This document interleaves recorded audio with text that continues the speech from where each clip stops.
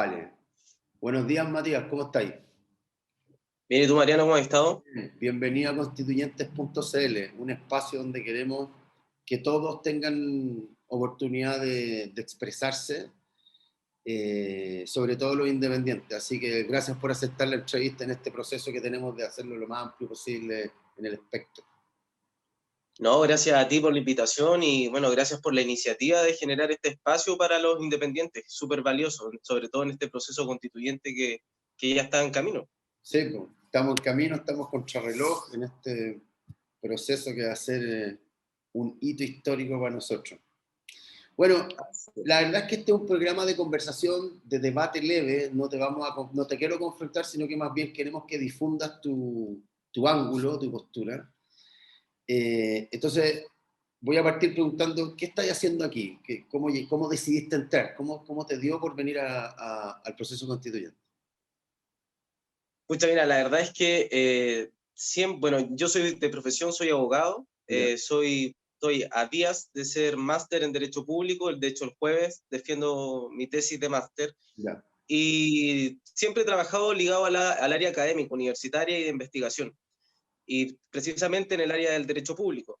ya, Y cuando se inicia este proceso constituyente, obviamente siendo parte también de todo lo que fue el estallido social, de las demandas sociales que todos pedimos en el fondo, dije, ¿por qué no hacerlo? ¿Por qué no hacerlo si creo tener las capacidades, creo tener las herramientas y tengo todas las ganas? O sea, soy una persona de clase media que ha vivido en carne propia lo que es estudiar con un crédito, lo que es estar a las 5 de la mañana fuera del consultorio esperando para unos remedios.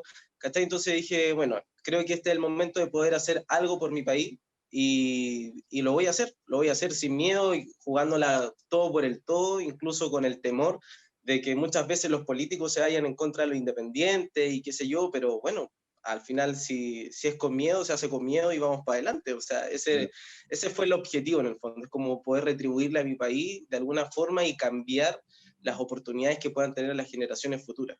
ya. O sea, llegaste acá porque tu vivencia como ciudadano te hizo entender que lo que está pasando es coherente y querís que mejoren las cosas en la sociedad, digamos. Claro, por supuesto, por Vale. supuesto. O sea, mira, personalmente tengo 8 sobrinos y tengo unos padres que ya están, bueno, casi en la tercera edad, ¿cachai? Entonces, yo quiero que ellos, obviamente, los cambios que se están luchando hoy día, obviamente van a llevar un proceso largo, no van a hacer un cambio, una nueva constitución en un año vamos a tener un país maravilloso, pero obviamente que yo quiero luchar por ellos y eso implica obviamente que directamente va a mejorar la calidad de vida de todas las personas, de todos los chilenos, de todos los habitantes de la República, ya sean extranjeros, chilenos o chilenas. Ya, Entonces, la experiencia personal obviamente te motiva mucho a seguir este camino. ya. Vale. Oye, ¿de qué mundo político o de qué mundo social vienes? ¿Hay militado en algún partido o simpatizáis con alguna sensibilidad política o netamente desde la calle, desde donde tú querías opinar o donde tú estás enfocándote para esto? Mira, yo nunca he militado en ningún partido político. Ya, Sí me han llamado, sí se han dado las oportunidades quizás de poder militar en algunos partidos políticos, ya, pero lo he rechazado porque creo que hoy en día el, la entidad de partido político está muy dañada. La gente no cree, o sea, nosotros no creemos en los partidos políticos, mm, ¿cachai? Y yo vengo, obviamente, como digo, del mundo independiente, yo soy una persona que hago labores sociales, yo soy director de una fundación que se llama Fundación Más que Felices, ya, que nos dedicamos a entregar herramientas a la mujer, vemos cosas con niños, niñas y adolescentes, personas en situación de calle. Entonces, yo vengo de un mundo que no es político, sino que es social, que es académico, universitario. De eso vengo yo, de ahí ya, vengo yo, no vengo de un partido político y si me sintiera cercano a uno, créeme que militaría, pero en estos momentos, así como están estructurados los partidos políticos, no me siento cercano a ninguno. ya, ok. ¿Qué crees que debemos cambiar, así a grueso modo, de la constitución que tenemos o de lo que estamos viviendo en términos de arquitectura social? ¿Crees que está más por lo jurídico hacia lo técnico o desde lo técnico hacia lo social? ¿Qué tiene que ver con más bien con conservar cosas que tenemos o con cambiar todo el tema del Estado subsidiario o con conservarlo? ¿Qué crees tú que hay que cambiar? Te pongo unos ejemplos, tú haz lo que quieras. Mira, la verdad es que obviamente si estamos en este proceso constituyente es porque hay que hacer una cirugía mayor a nuestra constitución, a nuestro sistema de gobierno, a nuestro sistema económico, pero también es importante, Mariano, que o los candidatos a constituyentes le digamos a las personas que van a votar por nosotros o que tienen muchas esperanzas en esta nueva constitución, en que todo va a cambiar de la noche a la mañana. Entonces hay que ser claro y súper enfático en eso, en decirle a la gente que esto va a llevar, es un proceso largo, que no solo se va a acabar cuando se promulgue la nueva constitución, si es que se aprueba en el plebiscito de salida, sino que es un proceso que va a durar años, años para nosotros poder ver los cambios que se van a generar en esa nueva constitución. Y obviamente que hay que generar muchos cambios, como obviamente hay otras cosas que hay que mantener porque, o sea, son parte de la institucionalidad misma. Por ejemplo, obviamente que hay que consagrar, yo postulo que debemos tener un Estado social de derecho, ¿ya? A diferencia de lo que hoy día tenemos, que es un Estado subsidiario, ¿ya? Yo postulo, y ese es parte de mi programa, de que hay que tener un Estado social de derecho, en donde la dignidad, la libertad, la igualdad sean los pilares fundamentales de nuestra Constitución. O sea, de ahí empezar a construir hacia arriba un montón de otros derechos sociales, civiles, políticos, culturales, que obviamente hay que resguardar, pero obviamente con esa base. ¿Ya? Hay muchas cosas, como digo, que se tienen que cambiar en la Constitución. Partamos, por ejemplo, desde el artículo primero, que, por ejemplo, el tema de la familia, ¿cierto? Dice, la familia es el núcleo fundamental de la sociedad. Pero nuestra Constitución y nuestra legislación entera no se encarga de definir qué es familia. Nosotros utilizamos un término de familia que lo tomamos del Código Civil, ¿ya? Sorry que esto suene un poco académico, pero para explicarle un poco a la gente, Dale, dale, dale. que todos podamos comprender y estar en la misma sintonía, que viene de el derecho de uso y habitación, que engloba muchas cosas, engloba incluso hasta los sirvientes, que obviamente hoy en día no hay sirvientes, pero se entiende que son los que servían en la casa, dado a entender que la legislación civil es del año 1800. Entonces, obviamente que no tenemos un concepto de familia, y la constitución nueva debiese hacerse cargo de qué es la familia, y a mi parecer debiese estar redactada de la siguiente forma, debiese decir, las familias son el núcleo fundamental de la sociedad. ¿Por qué? Porque tenemos que entender que la familia no es una forma única de entenderla, como papá, mamá, hijo, porque puede No, haber hay papá, toda una papá, diversidad religiosa, hay una diversidad social, hay familias disfuncionales que igual son familias, hay toda una diversidad de lo que significa familia en la contemporaneidad, digamos. exacto, o sea, hay, por ejemplo, tú puedes vivir solo con tu abuelo y esa es tu familia, Sí. o puedes vivir, ¿cachai?, con tus tíos y esa es tu familia. Entonces, debemos hacernos cargo y entender que las familias son el núcleo fundamental de la sociedad, o sea, siempre resguardando que ese es nuestro núcleo, o sea, respetando siempre la dignidad, obviamente partiendo de la dignidad, la libertad y la igualdad, y luego el tema de las familias, ¿cachai? Entonces, creo que eso sería súper importante, que la Constitución se hiciera cargo de ese tema. Vale. ¿Qué otras cosas podríamos cambiar? Bueno, obviamente el tema de si ya nos vamos al capítulo tercero, que habla sobre los derechos fundamentales y garantías constitucionales, obviamente que tenemos mucho ahí por hablar, mucho, mucho, mucho. El tema de, yo soy partidario, por ejemplo, de consagrar los derechos reproductivos y sexuales de las mujeres.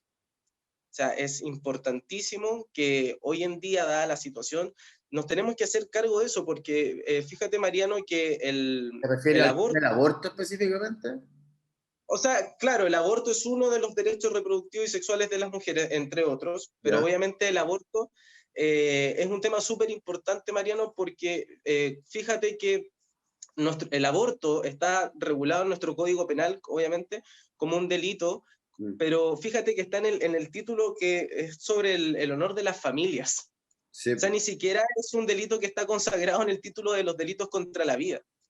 ¿Eso qué quiere decir? Que en el fondo a nuestro legislador o nuestro codificador nunca le interesó la vida del no nacido. O sea, lo que a él le interesaba era proteger el honor de la familia.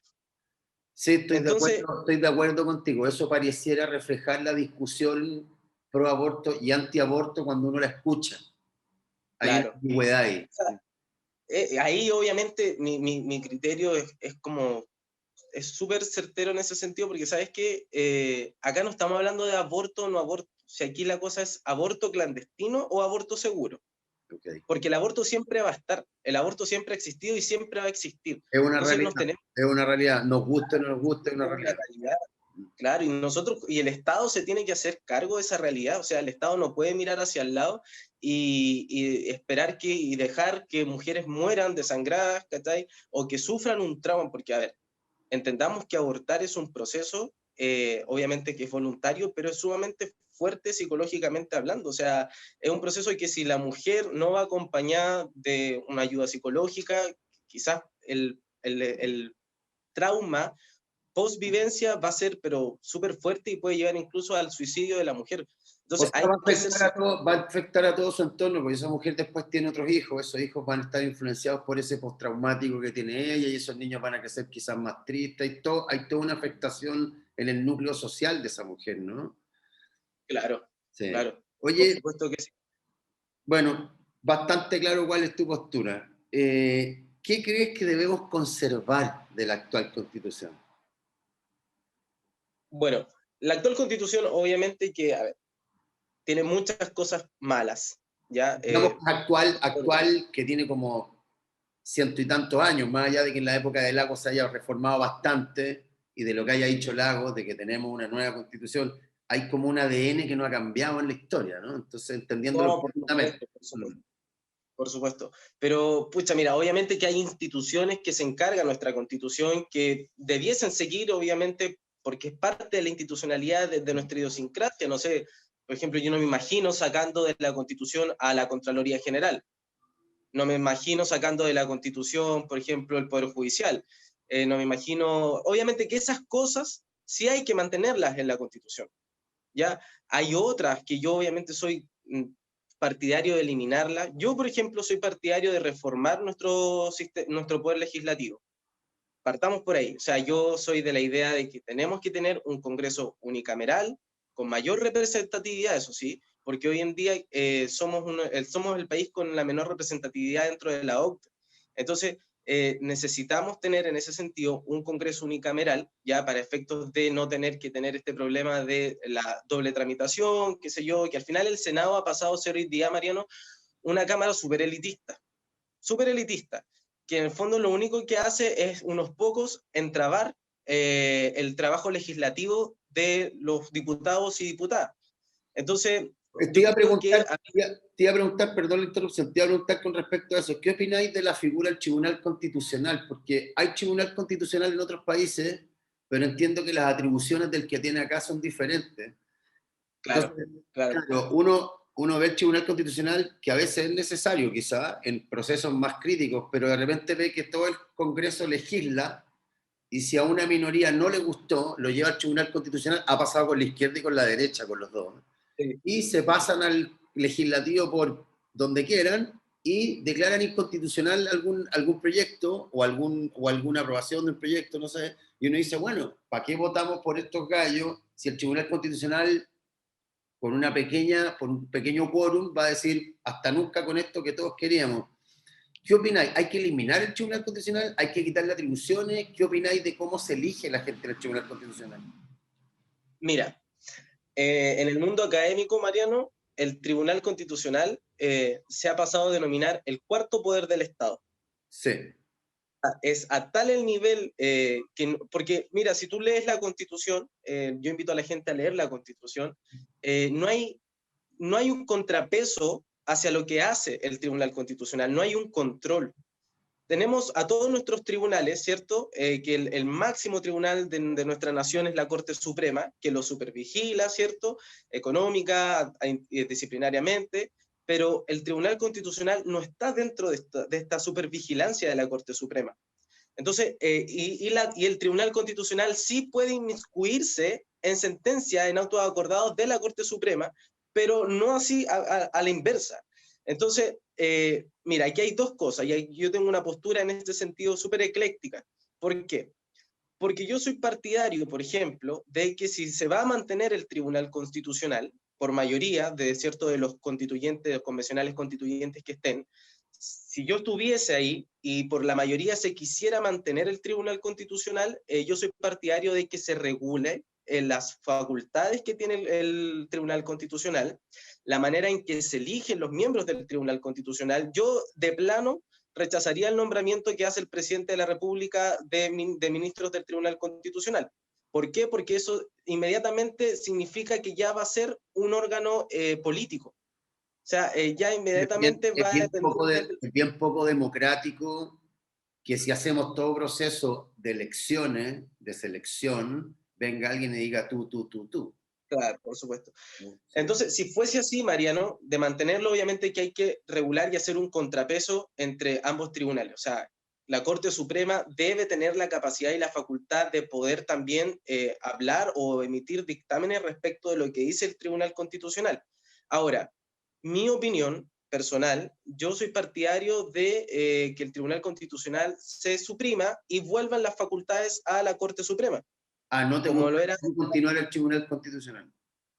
Mi idea sería, yo voy por una supresión del Tribunal Constitucional, pero obviamente con entregándole las facultades a la Corte Suprema como era, porque alguien se tiene que hacer cargo. ¿Por qué a la Corte Suprema? ¿Cuál es la diferencia, el proceso en que se eligen los integrantes de la Corte versus el Tribunal, o simplemente por atribuciones? No, lo que, porque mira, el proceso para elegir a los del Tribunal, a los de la Corte Suprema, no es tan diferente. Mira, lo que pasa es que en la trayectoria de los ministros de Corte Suprema, obviamente hay una trayectoria judicial, sí, académica que respalda. O sea, tú no llegas a ser un tribunal o sea, un ministro de la Corte Suprema con 30 años, con 40 años. Hay otra ¿ya? metodología. Entonces, ¿y qué significa tener una carrera judicial? Significa que las personas que te van a elegir van a saber cuál es tu criterio al momento de ciertos temas, porque tú ya vas a haber dictado muchas sentencias hacia atrás. Entonces la gente va a decir, mira, ¿sabes qué? Matías Menares tiene este criterio respecto del aborto. Entonces, elijamos a obviamente por una votación que hacen los mismos ministros, ya con aprobación del Senado o del Congreso unicameral, en este caso, si es que se estructurara todo, ¿cachai? Pero obviamente con las atribuciones, porque por historia la Corte Suprema era la que hacía el control de constitucionalidad de las normas, ex post, ex ante. Entonces, obviamente con la entrada de nuestra nueva constitución y la reforma que se le hizo, está el Tribunal Constitucional. A mí el Tribunal Constitucional no me genera incomodidad, o sea, es una institución que está en muchos países, pero obviamente que está regulada, o sea, tiene unas facultades que son súper como marcadas y hay un contrapeso en los poderes. En cambio, hoy en día, como te decía al principio, el Tribunal Constitucional se nos escapó y no podemos atajarlo porque no hay ningún poder del Estado que tenga la atribución para poder hacerle el contrapeso. Entonces, al final se ha vuelto un cuarto poder del Estado que al final termina siendo superior a los otros poderes del Estado. Entonces, o lo regularizamos o le restringimos la facultad y hacemos un contrapeso con la Corte Suprema, porque obviamente es el otro poder judicial el quien está encargado obviamente de ver el tema de la aplicación de las normas. No vamos a poner al poder, al legislativo, a hacer un control de constitucionalidad, o sea, no. No. Yo no soy experto en lo técnico y jurídico, pero algo cacho, y quería preguntarte, ¿tú crees que conceptualmente esta como filosofía de tener un tribunal constitucional como cuarto poder del Estado, como dicen ustedes la jerga más técnica, en la facultad, tiene que ver un poco también con este concepto del hiperpresidencialismo también, de que el presidente pueda hacer demasiadas cosas versus el legislativo, y que tiene que ver con esa filosofía del control desde muy arriba?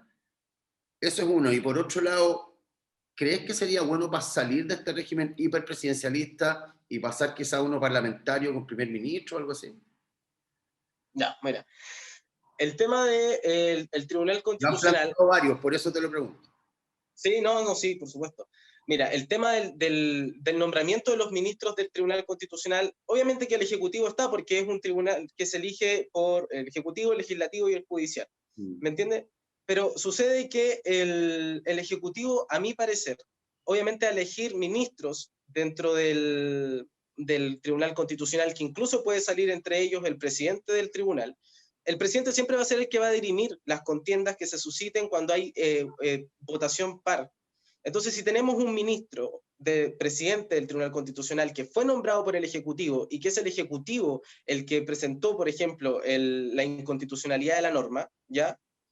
¿Me entiendes? Entonces, obviamente vamos a ver que ese ministro va a optar por la postura del Ejecutivo.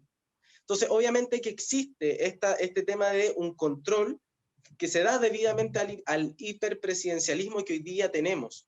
Ya, o sea, si vamos a tener un tribunal constitucional, debemos modificar la forma en que se van a elegir los miembros del tribunal constitucional y las facultades. Ahora, respecto a nuestro sistema de gobierno, como tú me preguntas, Mariano, yo soy partidario, o sea, yo primero rechazo de plano el tener un sistema de gobierno parlamentario. Okay. La historia nos ha dicho que nos fue pésimo con un sistema parlamentario y además nosotros como país no podemos tener un sistema parlamentario porque nosotros tenemos multipartido, o sea, somos un país multipartidista. ¿Ya? Para que un sistema parlamentario, Mariano, funcione bien, deben existir pocas coaliciones de partidos, o sea, 2 bloques a lo más. ¿Por qué? Porque para tener un sistema parlamentario tú debes tener, el sistema parlamentario funciona a través del tema de las mayorías. Entonces, si tú tienes muchos partidos repartidos dentro del Parlamento... Sería más dentro del concepto binominalista. O sea, mira, el sistema de gobierno siempre va unido al sistema electoral, o sea, eso es sí o sí, ¿ya? Pero por historia, ¿ya? Y por el hecho de lo que significa tener un sistema parlamentario en que, por ejemplo, el primer ministro, o sea, el primer ministro va a ser elegido por el Parlamento. Entonces, yo te pregunto a ti, debido a la historia que nosotros tenemos, nuestra idiosincrasia de elegir a nuestros, por ejemplo, a nuestro presidente, a nuestros diputados, a nuestros senadores, ¿a ti te gustaría que el legislativo nombrara un primer ministro? ¿Sin tu aprobación? ¿Sin tu votarlo? Si me lo planteáis así, claro, suena un poco como no, pero habría que entender ese sistema, si el sistema es muy representativo y ellos designan un primer ministro que va a ser una especie de ejecutor legislativo que va a ayudar a unir las correlaciones de fuerza y que va a ser como una especie de lobista que va a correr de un lado al otro al Congreso para generar comunicación. Claro, a lo mejor si lo eligen ellos, podría tener la ventaja de que las cosas van a funcionar, pero claro, habría que estar bajo ese régimen y en una sociedad diferente, quizás que hoy día no tenemos. Pero mira, Mariano, y me tomo de lo que dijiste respecto de como este ministro lobista.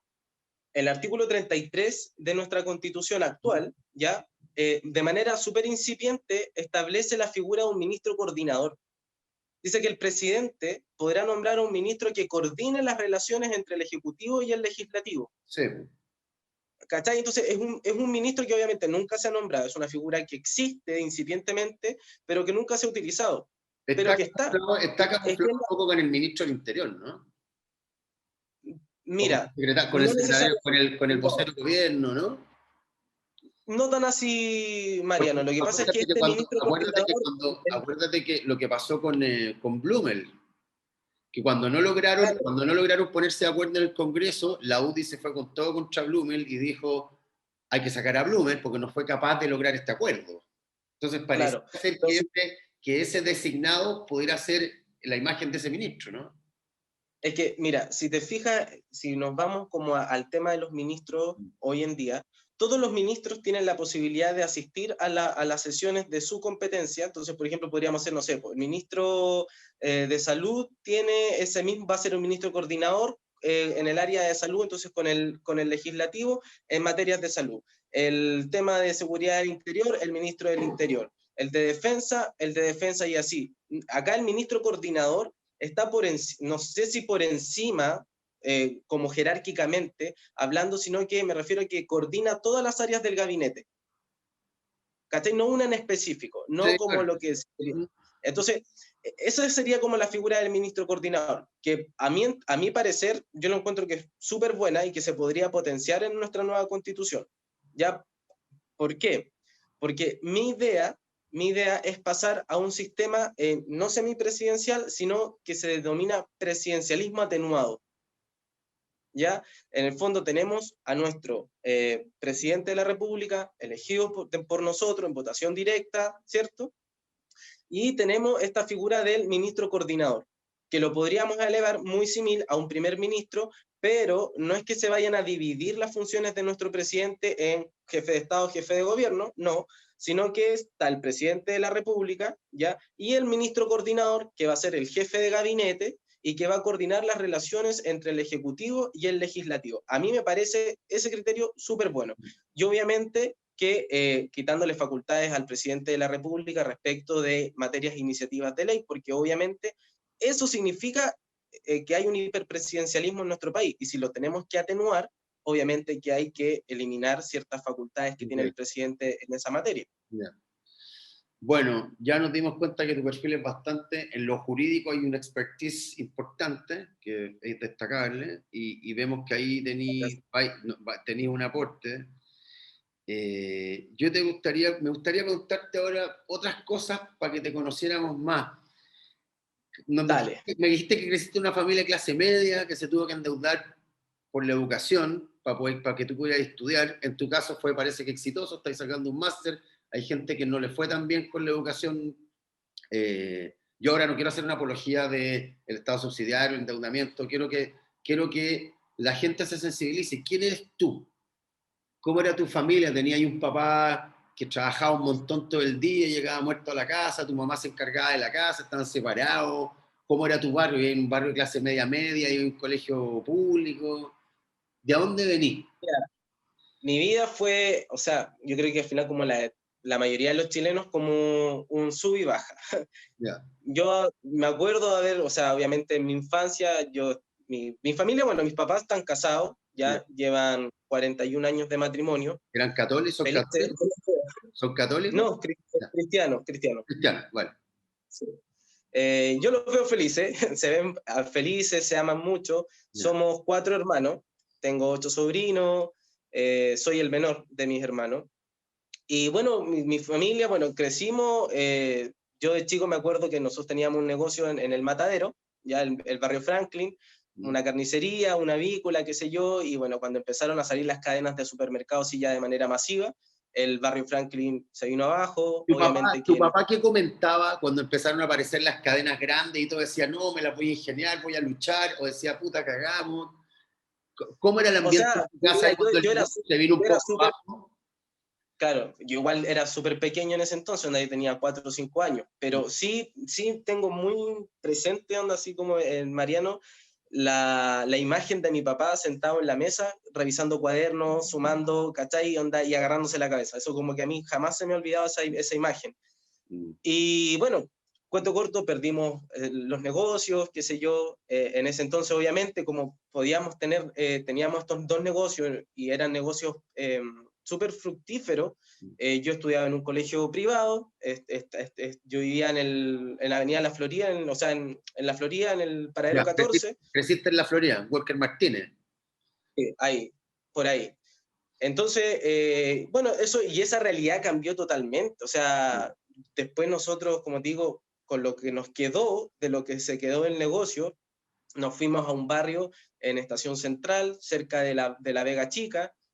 Compramos un carrito completero y ahí con familia, ya tenía 8 o 9 años, iba a La Vega, compraba los cajones de palta, los cajones de tomate, y nos quedábamos con mi mamá y mis papás y mis hermanos, obviamente, hasta las 2, 3 de la mañana trabajando. Entonces, ¿viste tu adolescencia en todo ese mundo de La Vega y del oye loco, de la choreza y de la viveza y del apúrate y del quien vive al minuto? Yo tengo unos recuerdos maravillosos de la gente de La Vega, del barrio en general. O sea, imagínate que desde chico yo estuve ahí. Entonces, es una experiencia de vida súper linda, donde realmente, si tú me preguntas a mí, yo viví los 2 extremos de esta sociedad, de una sociedad donde tú tienes recursos, donde si tú querías comprarte, no sé, una zapatilla de la última, tus papás te las podían comprar, versus la situación donde era como, bueno, o compramos la zapatilla o compramos los cuadernos, ¿cachai? Entonces... Marchamos las que se rompieron,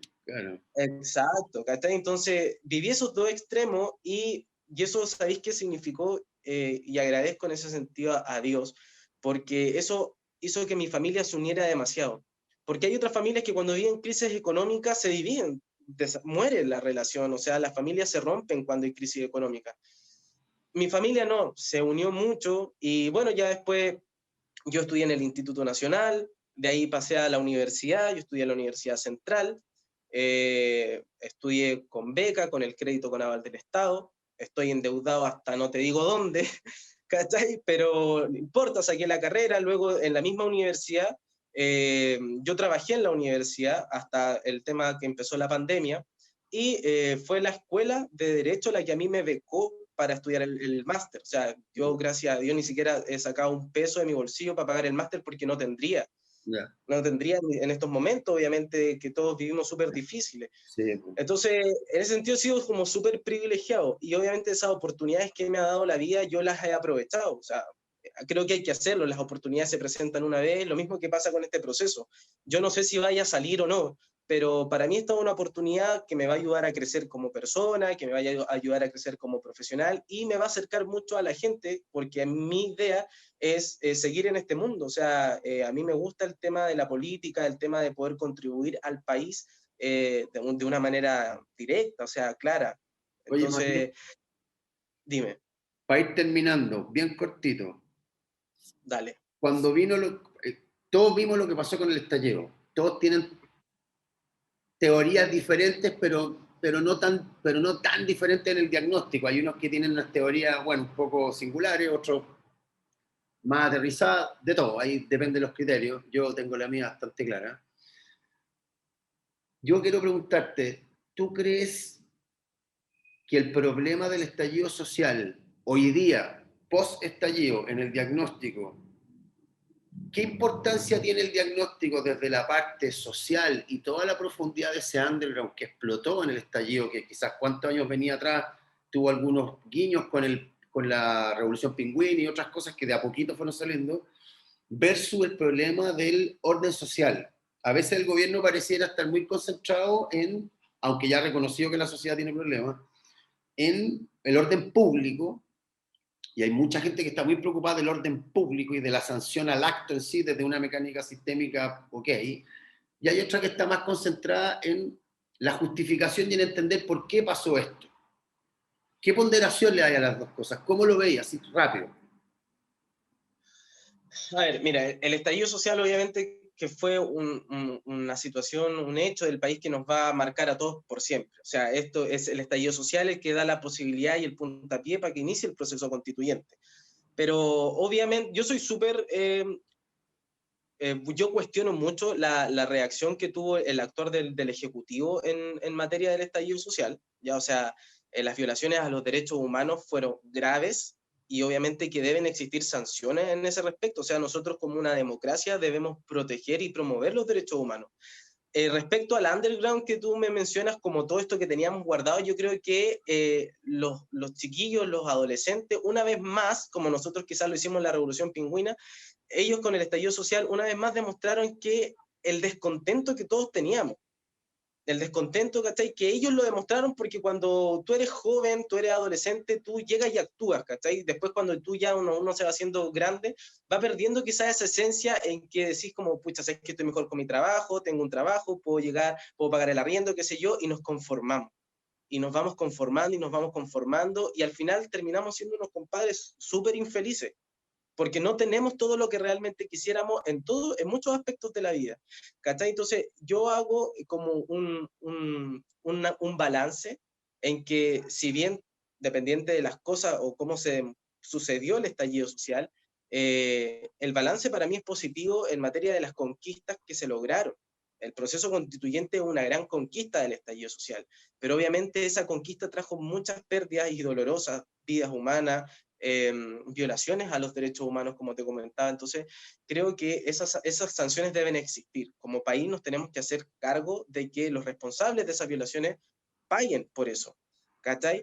Pero también me gustaría hacer un hincapié súper importante en eso, Mariano, que es decirle a las personas que nos van a oír, qué sé yo, nos van a ver, que el sistema, la protección de los derechos sociales que nosotros queremos conquistar con nuestra nueva constitución o el modelo de sistema de gobierno, qué sé yo, no va a cambiar si nosotros, si el Estado de Chile, ¿cierto?, no cambia su modelo económico. Si no pasamos salimos de este neoliberalismo que tenemos hoy día, no va a servir de nada ninguno de los derechos que nosotros queramos conquistar. O sea, es esencial que Chile cambie su modelo económico para poder consagrar y conquistar los derechos sociales que nosotros queremos tener en nuestra nueva constitución. ¿Cuál sería tu propuesta alternativa en términos de modelo económico? Mira, mi propuesta en modelo económico, yo voy por un sistema social de mercado. ¿Ya? El sistema social de mercado, Mariano... Social de libre mercado.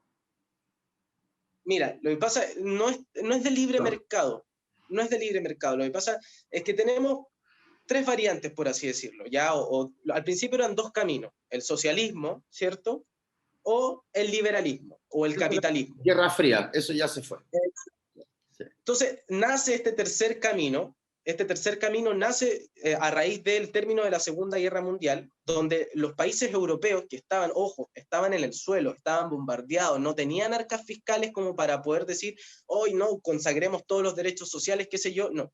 Lo que hizo los estados europeos fue, ¿sabes qué? Lo que importa es la persona. La persona es la base de todo lo que nosotros queramos conquistar hacia adelante. No son las empresas, no son las transnacionales, son las personas. Partamos de ahí, porque muchos dicen, no, podemos tener un sistema social un sistema social de mercado porque el Estado chileno no tiene para garantizar los derechos sociales. O sea, por favor, le vuelvo a decir, estamos hablando que este modelo económico nace en la Europa destruida, en la Europa en ruinas. Entonces no me vengan a decir que nosotros no tenemos para poder llevar este modelo social adelante, este modelo económico adelante. Yo no soy partidario. Dicho eso, ¿funcionará en esta sociedad nuestra que obviamente es más inmadura que esas sociedades que han sufrido tanto? ¿Funcionará eso de construir desde cero como si estuviéramos en ruinas posguerra? Porque creo que no estamos tan ahí. No quiero decir que me guste o no me guste, quiero ponerte como el ejemplo del abogado del diablo.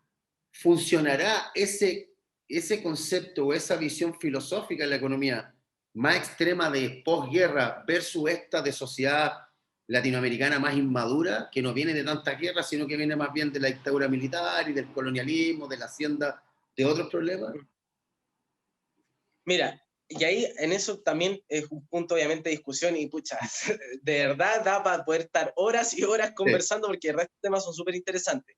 Pero ahí yo tengo una discusión súper importante porque a mí no me gusta que minimicemos la experiencia latinoamericana. No. Porque nosotros somos, por ejemplo, ya mira, espera, déjame terminar, Mariano.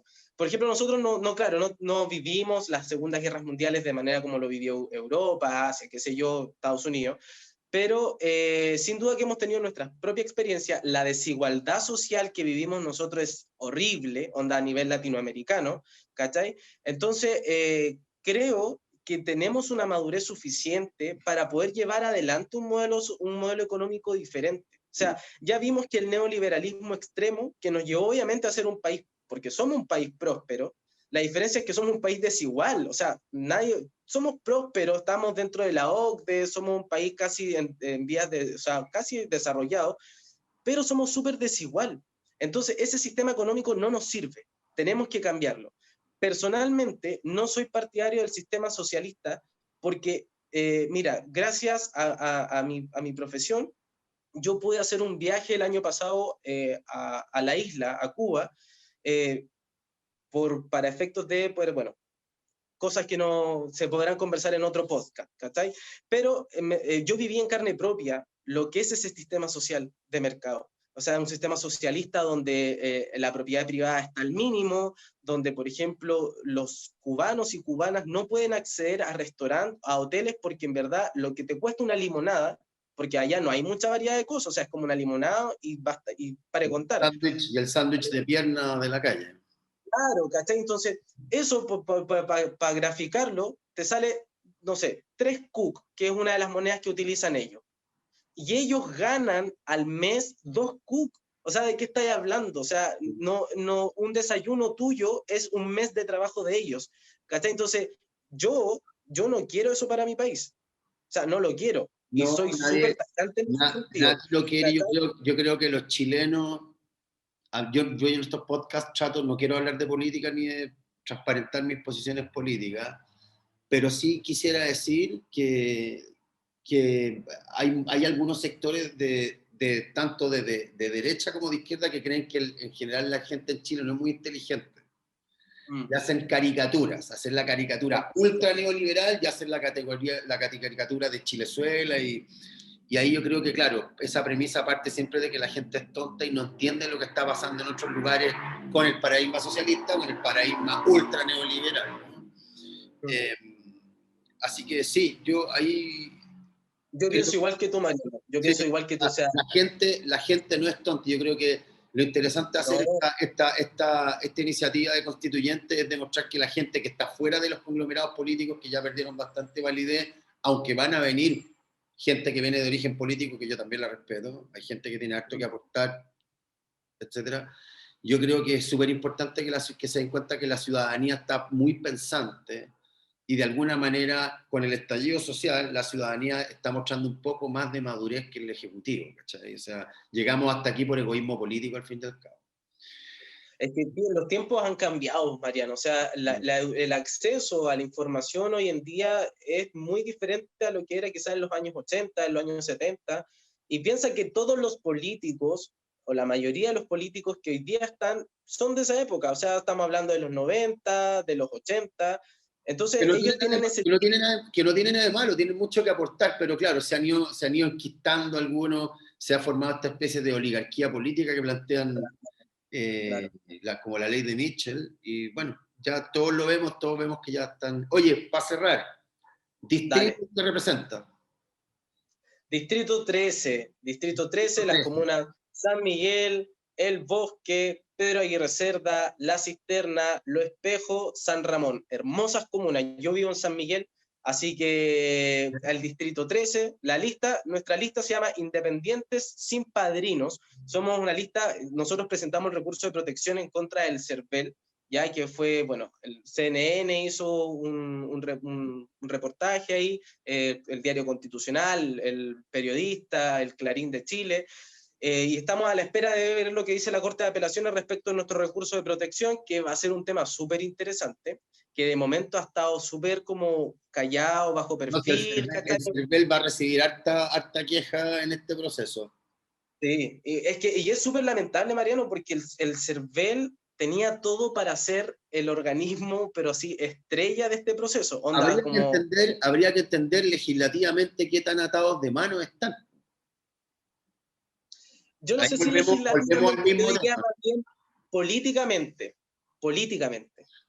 Sí, puede ser políticamente. Yo creo que ese es el punto, porque lo que hizo el CERVEL no es un amarre legislativo, o sea, es más, ellos se tomaron atribuciones que no le corresponden. Ya. Entonces, Y tú ese decís es un que eso tema viene con una orden política. Claro, por supuesto. O sea, piensa que la decisión que tomó el CERVEL fue precisamente al día siguiente de que salen que ciertos partidos políticos tuvieron problemas en la inscripción de las candidaturas de casi 200 concejales. O sea, no fue porque los independientes tuvimos problemas para inscribir nuestras candidaturas, que piensa que los independientes tuvimos un montón de problemas porque conseguir firma o el patrocinio de la gente no es fácil. No es fácil porque la gente de una u otra manera igual tiene ese temor así como ya, pero ¿quién eres tú? ¿Qué haces? ¿Eres político? ¿No eres político? Bla, bla, bla. Te preguntan cosas. Entonces, claro, es difícil. En cambio, los partidos políticos, como ya están constituidos, no requerían eso. Era llegar y inscribir su Hay mucha gente con la que he hablado, que claro, que aquí vamos cerrando, que se queja de que, claro, los partidos, positivo o negativo, tienen toda una maquinaria montada hace mucho tiempo, profesional, tecnócrata, en donde salen a conseguir firme y tienen mucha gente, pero los independientes no. Entonces, claro, te hacen depender de una organización bastante engrasada, por decirlo en términos de motores, versus alguien que está a la deriva. Y ahí, bueno, la gracia de constituyendochile.cl es que gente como tú, o que no tiene toda esa maquinaria, aprovecha esta revolución digital para instalar su discurso. Así que, nada, pues, ya entendimos tu distrito, creo que quedó bastante clara tu postura. Sobre todo entendimos quién eres, de dónde vienes, qué has vivido, qué has visto. Me acordé un poco de los 80 cuando escuché tu relato, guardando ciertas proporciones y especificidades, pero me acordé mucho, yo creo que nos vamos a topar mucho con esa historia. Y nada, pues Matías, te quiero agradecer la entrevista. Vamos nosotros después a hacer la gestión ahí para que se difunda, así que gracias, te No, agradecemos. pues Que gracias tengas un a buen ti, día y Mariano. suerte con tu máster. Gracias a ti, Mariano, por la oportunidad de, bueno, la entrevista y por la iniciativa de dar este espacio. O sea, de verdad, te lo agradezco y creo que también hablo en nombre de todos los independientes que quizás van a pasar también por Constituyendo Chile. Así que infinitamente agradecido, que te vaya muy bien. Y bueno, a la gente ya sabe, no puedo decir que voten por mí porque todavía no estamos en campaña, pero que conozcan a los independientes. Esa es la idea, que se interioricen sobre los candidatos y que voten de manera informada. Así que te lo Vale, agradezco y aquí estamos para cualquier otro podcast que podamos hacer. Yo vale. encantado de cualquier tema. Buenos días, Matías. Hasta luego. Gracias. Hasta luego, Mariano. Chao.